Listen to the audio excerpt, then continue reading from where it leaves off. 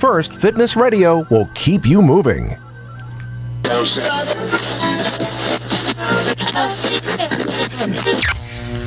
The Body Shop connects you with the hottest fitness models in the world. Learn the backstage secrets that most successful bikini divas, fitness models, and bodybuilders use to dominate their competition and land on the covers of magazines. Only here at the Body Shop will we allow you to listen and talk to the best of the best in fitness competition. If you're passionate about bodybuilding and fitness, you have found your new home. All of us here at FTNS Radio would like to welcome you to the Body Shop. Body Shop. Ladies and gentlemen, let's welcome your host, Andre Brick St. Clair. Yes, ladies and gentlemen, welcome to another edition of the Body Shop. Thank you for allowing the Body Shop and FTNS into your homes and in through your airwaves. Only here at the Body Shop will you learn the backstage secrets that the most successful bikini divas, fitness models, and bodybuilders use to land on the covers of magazines, dominate, and crush their competitions. Now, in the studio with me is the owner, CEO, and chairman of Fitness Atlantic. Please welcome Mr. Brian Canone. Andre, what's happening? How you doing today, B? I'm doing pretty good. You're doing pretty good, Pretty good. Man, you got a smile on your face because you set me up for something, but it's all right. You're definitely set up for something. I'm not sure what, but you're set up for something. Hey, you know what? You know what? From this day forth, I want to be called strictly by my nickname because after I handle this coming up, I am strictly the man. So, in the studio with me is going to be my guest host. This man is one of the few people that I can honestly say this about. He is my friend. Okay, he's actually inspired me to want to get on stage. I first met this man when he was getting ready for an old school show. This show was called the Milford County. You know, when I met this individual, okay, he was wearing tight spandex lycra shorts and a tank top. But however, this man is a great representative of the sport. Ladies and gentlemen, please welcome my friend, Mr. Ralph Remy, to the Body Shop. What's up, Andre? How are you, my man? What's up, Big Ralph? How you doing, man? I'm doing great. You doing all right? I'm doing awesome, man. All right. Nice to see you. Man, good to see you too. Good to see you too. Now, I know you just did the Europa this past weekend, and you competed in the men's light heavyweight. The men's light heavyweight, right? Yes. Now, how'd you do?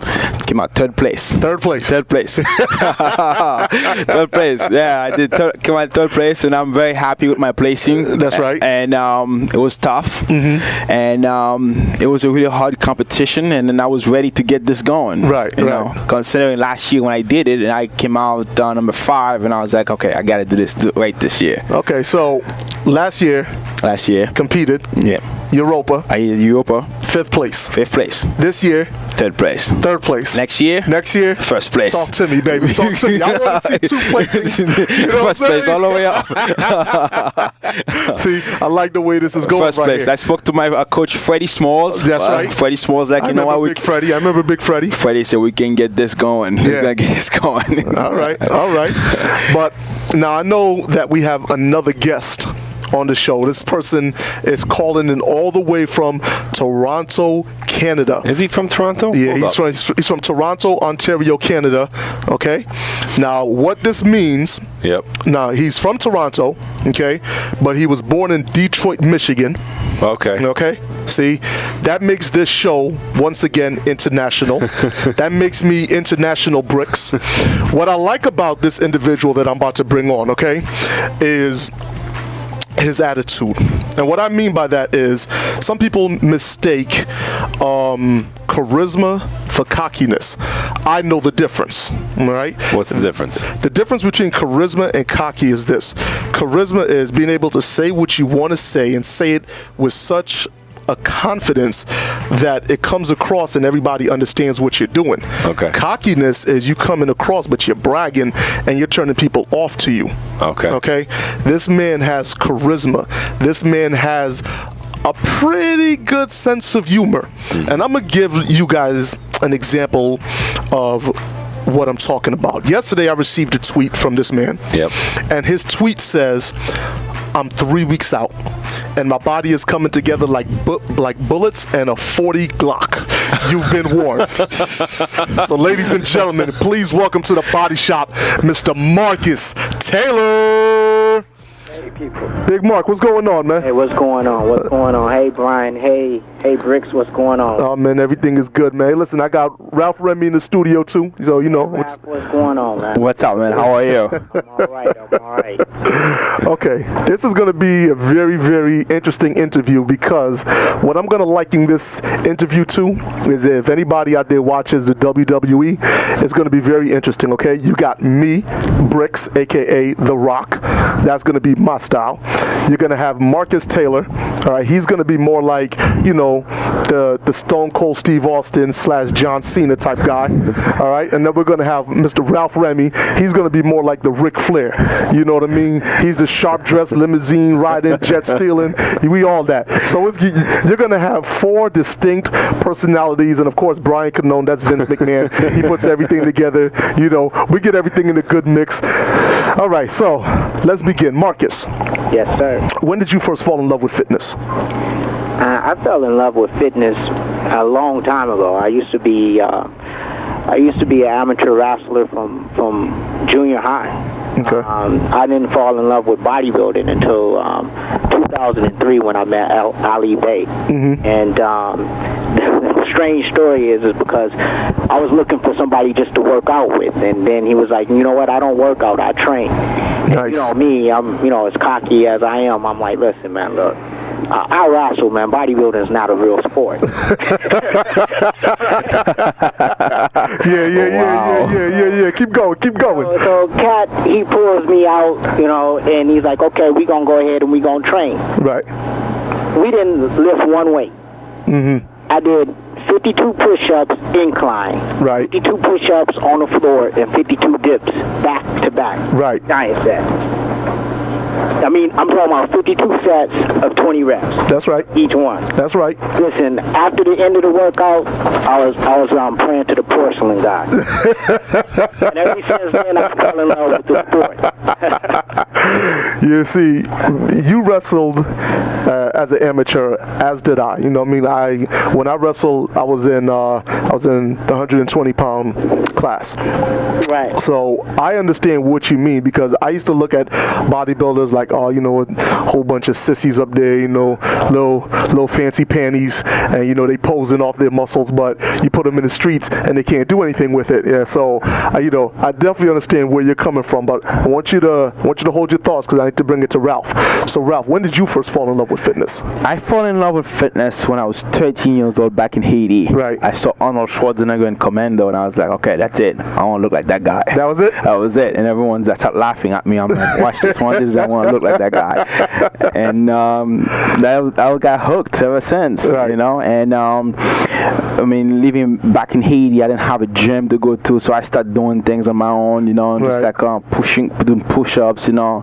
Over the years, I've learned about it. And when I came here in America, that's when I realized that there was more to it than just weightlifting. There's a diet. I'm like, diet? What's that?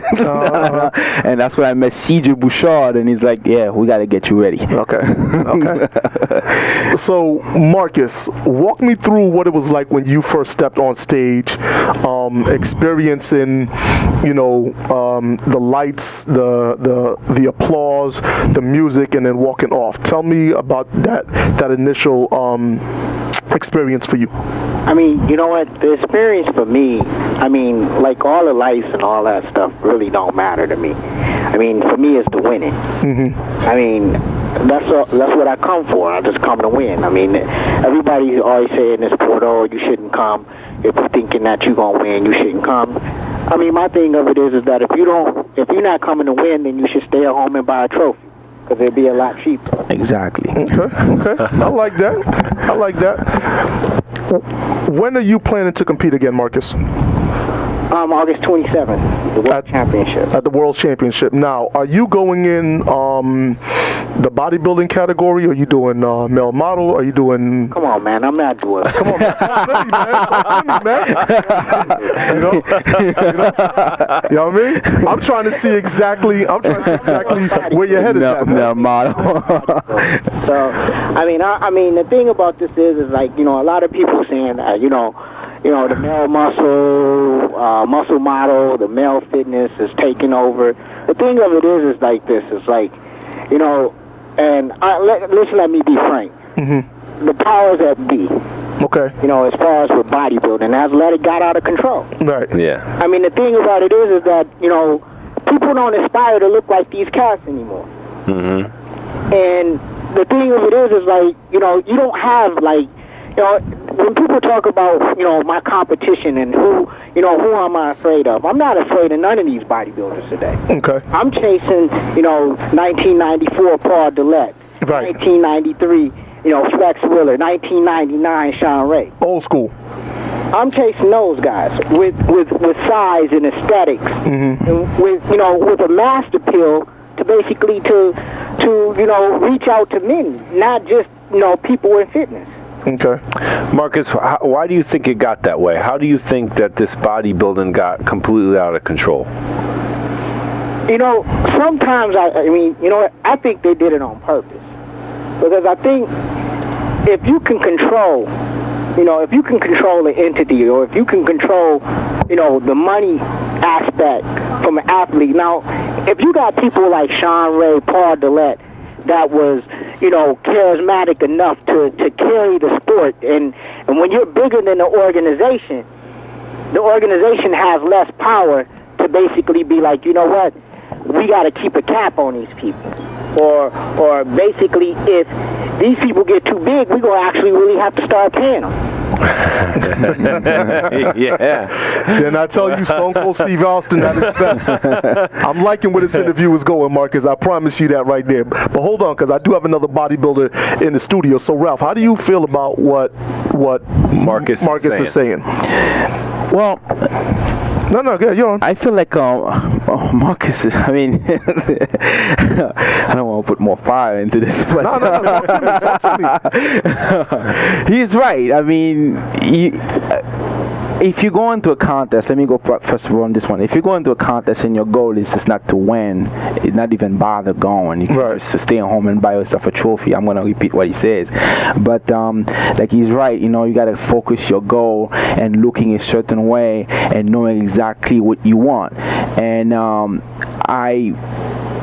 myself, like when I'm getting ready for a contest, I try to put myself in a position that I'm gonna go up there and look the best as I can, and I don't look at my competition as who's coming in, who's gonna be there. I just always visualize myself competing against the big guys, like he says, the Sean Ray, the Flex Wheelers, those guys. I think that's the way I feel like. But Ralph, I don't mean to interrupt you, but I just came to my mind.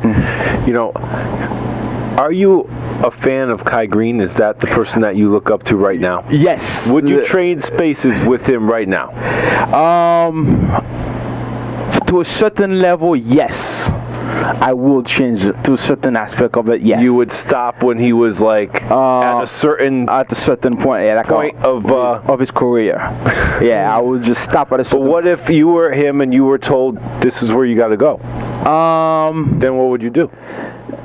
I don't think I'll go for it, because I look at this right now at my age. I always think about these things. I'm like, you know what? No, I will just say that's it. Okay. See, I like what Marcus is saying, that he says it's the powers that be, but it's certain people make the criteria. Yeah. And they allow it to go to a certain way. Yeah. I think they turned it into a circus, and it's more of a freak show, and that's, I agree with what he's saying. Yeah, I agree with that. I think, and there was a couple times that they tried to do a few things with a few of the shows with, some drug testing took place or this or that, and they tried to give it to one guy with the blade, they give him the title. Yeah. And, Dexter? Yeah, Dexter.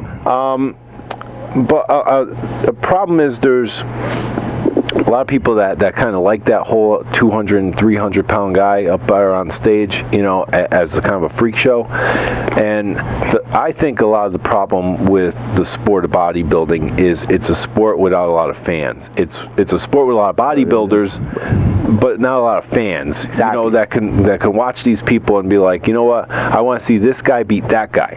Yeah. You know, and the time period that Marcus talks about, I believe there was more of that in that time period. And I have the same conversation with Paul Dillette all the time. Paul says he was in bodybuilding in the best of the years.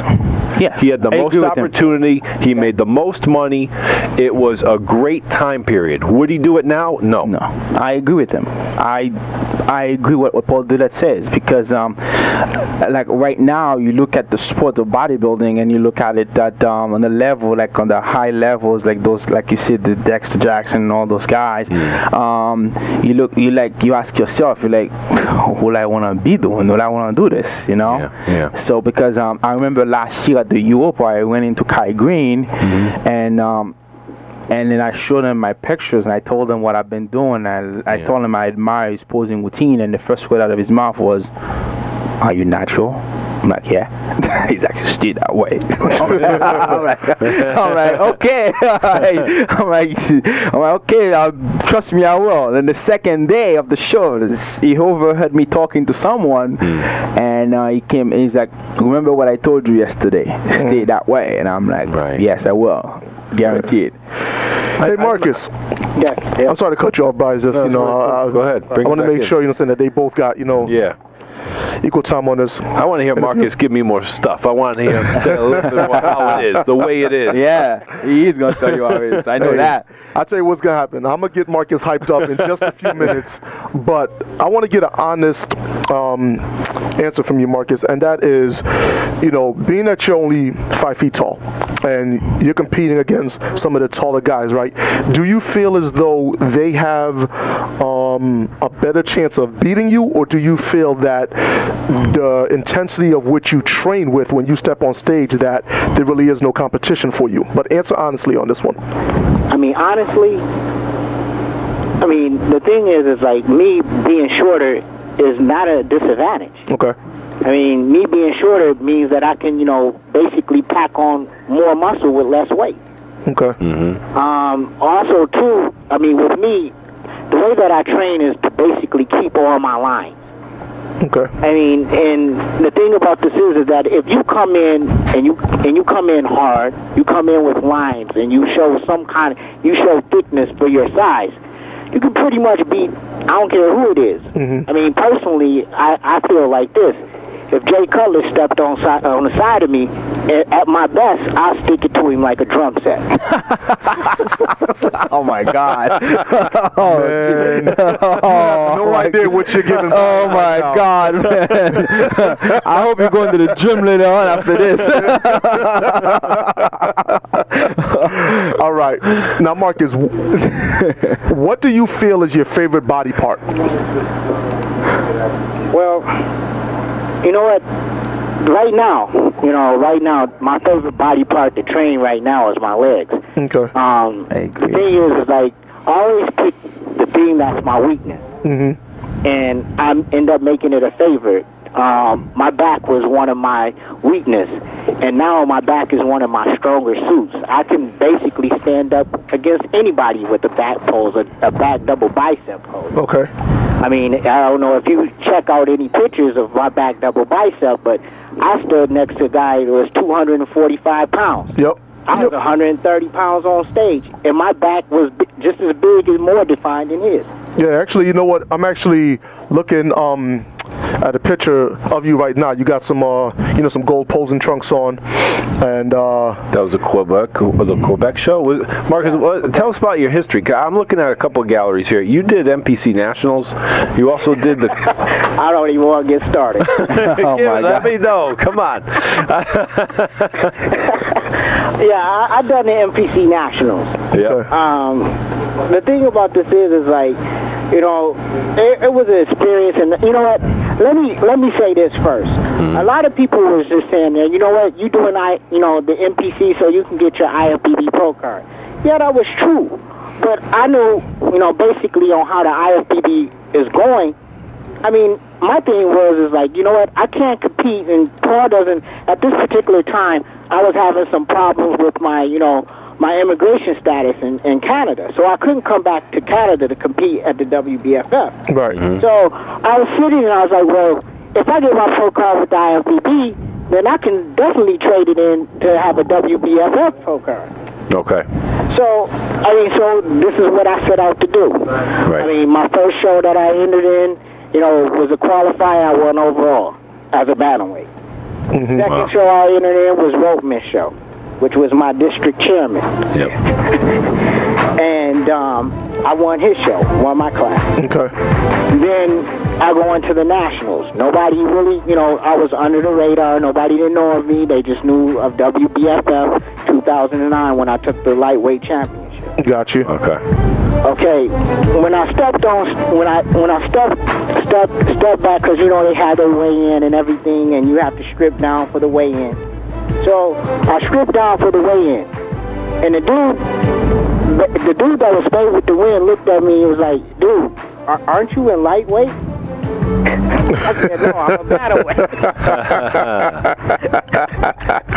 I like where this is going. And so, after prejudging, I got off stage.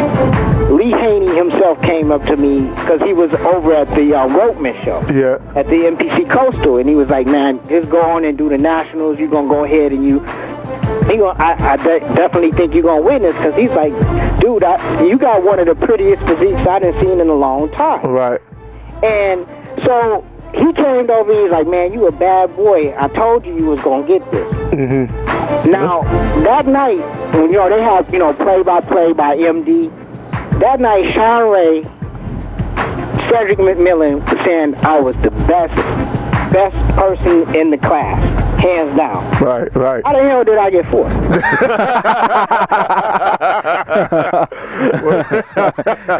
You know what though, Marcus? The MPC chairman of Maryland was in the contest. Hold on, Marcus, hold on, baby. Marcus, hold on. Oh, come on, man. You got him going. Here's what I'm going to do, all right? I'm going to remain bricks for another minute or so.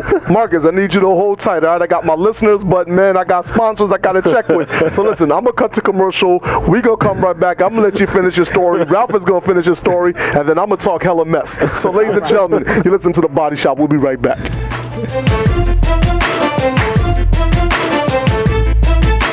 Yes, ladies and gentlemen. Welcome back to The Body Shop. I am your host, Bricks. In the studio, I have Mr. Brian Canone. I have Mr. Ralph Remy. And on the line, I have the 5-foot assassin, Marcus Taylor. Now, before we went to the break, okay, we found out a lot about politics. We found out a lot about personal feelings. We found out a lot about why Marcus decided to compete with the WBFF. And a lot of what Marcus is saying and what Ralph agrees with and what Brian touched on is that, you know what, bodybuilding in and out of itself became a big circus for whatever reason, whether it was designed to stay that way, it was designed to keep certain people out, keep certain people in. That's all fine and good, okay? But as we're speaking about opportunity, and Marcus wants to bring the sport back to the mainstream, you compared yourself similar to like Muhammad Ali, okay, Marcus? What Muhammad Ali did for boxing is what I want to see you do for bodybuilding, and that is, it's very, very cool because I love it. I love the braggadocious nature. I love the confidence that you have. You understand what I'm saying? See, I breed in the goods. That's why I can talk like Exactly. But see, I personally like the cockiness because that is who I am. But Muhammad Ali did that, right? But he also turned around and did a lot of humanitarian things. You understand what I'm saying? He helped out those in need. So right now, I'm going to give you the opportunity to help out somebody in need. And what I want you to do is I want you to talk to the first-time athlete, the first-time bodybuilder, or somebody that wants to get into the sport of bodybuilding, and they know how to work out, but they don't know how to diet. They don't know how to dial their body in. I want you, Marcus, to give us your diet and how you tie everything in. You know, because I've been genetically gifted, I mean very genetically gifted, my diet is pretty much instinctive. I'm good. You you still have the normal. You want it for my body type. My body type, I have pretty much. I keep up a high carbs, high protein, and I may stay a little bit low fat. But with me, eating all the high carbs prior to like 3 weeks out, I'm pretty much doing I'm doing like 25, 30 reps, per set. And I'm doing like 5 sets per exercise. So, basically I try to keep, the thing about this is like, yes, your diet is going to be a part of it, but it's what you put in the gym that's going to really matter, and it's going to really, feel what you put, what you look like on stage, because you can diet in, you can dial in, but if you don't have that muscle or that detail to show, you dial it in for what? Okay, but still though, for the first time athlete that's not exactly sure of what or how much to eat, and let me make it even more personal, okay? Because the average guy is walking around, he's 5'6", 5'7", maybe 5'8". But for a guy that's 5'4" and under that wants to get into the sport, and can pack on decent muscle, but not as exactly sure of what to eat, like what would you give them, or what advice do you have for them? I'm old school. I'm very, very old school. I had a lot of old school mentors. And I suffered the last 3 weeks. I'm suffering right now. Right. I'm on a lot of fish. Completely a lot of fish. And I'm eating at least around about 10 ounces of fish with each meal. I'm eating 6 meals a day. I cut out the egg whites because the egg whites leave you a little bit watery. Okay. So I get up in the morning. My first meal would probably be, 10 ounces of tilapia and 2 ounces of romaine lettuce. Wow. Next meal would be 10 ounces of tilapia, 4 ounces of sweet potatoes. Next meal the same. And then for the rest of the day, I'm eating fish and lettuce. Whew. So it's safe to say that right now you're basically almost on like a carb deplete. Pretty much almost on a carb deplete, but the beauty of that is that I can eat what I want to fill out. Right. I like that. I like that. Okay. Hold tight, Marcus. Ralph, same question for somebody that's starting out in bodybuilding, okay, and they see you walking down the street, or they see you coming out of a school. Okay. They see your physique, you like Marcus, you guys walk around in great shape year round. Talk to me about your diet and what advice would you have for somebody that's just starting out? Well, I get asked that question gets asked to me all the time. People come to me like, hey, how can I get like you? Right. And I'm like, well, first of all, I've been doing this for a long time. It's a question of muscle maturity here. But I always advise them that I usually follow a high protein diet. My carbs is comparing to Marcus, I do a low carbs diet. But my advice to them was always I tell them what I eat for my breakfast. My breakfast is always eggs, oatmeal. I have a piece of fruit. And then how many eggs are we doing though? Right now I'm doing like 12 eggs in the morning. 12 whole eggs, or we doing 12 egg whites? 12 egg whites in the morning, 2 cups of oatmeal. Right. And I work with Freddie Smalls, and then it's constantly changing everything around. And I remember a few months ago, one of my meal plan was 2 cups of oatmeal, 2 slices of bread, 6 egg whites, and 6 ounces of steak. I was like, you gotta be kidding me, right? and then it follows by 2 cups of sweet potato, 6 ounces of chicken. Then my lunch was 1 cup of brown rice, 6 ounces of fish, and then I work out. After my workout, followed by a shake, and then dinner was 6 ounces of fish with 1 cup of broccoli. Right. And my late night snack that day, I think, was like 18 egg whites. Wow. And that's not a snack. That's disgusting. I apologize. I can say that because I'm a bodybuilder and I was never ever a fan of egg whites. Brian used to try to make me eat that nonsense. I was never a fan of egg whites. I'm still not a fan of egg whites. But I do understand the importance of the egg whites. Though, like that's for me. But when I always give people advice, like people, like most of the guys, I mean, I don't know if this is the question that most guys ask Marcus. I mean, I know it's just most guys come to me, they're like, how can I get big? Yeah. What do I have to do to get big? And you're like, well, listen, supplement doesn't do it. Or I take creatine, I take these pills, I take this. I'm like, listen, it's all about the food. And then when you tell them, when I give them an example, like I just gave you right now, about the food that I eat, they're like, man, I don't have time for this. I'm like, well, you go to the gym every day, aren't you? Whereas for women, they comes in and then they ask me, how can I get toned? And you just explain to them, what they got to change in their eating habit in order for them to see what they're looking for. Right.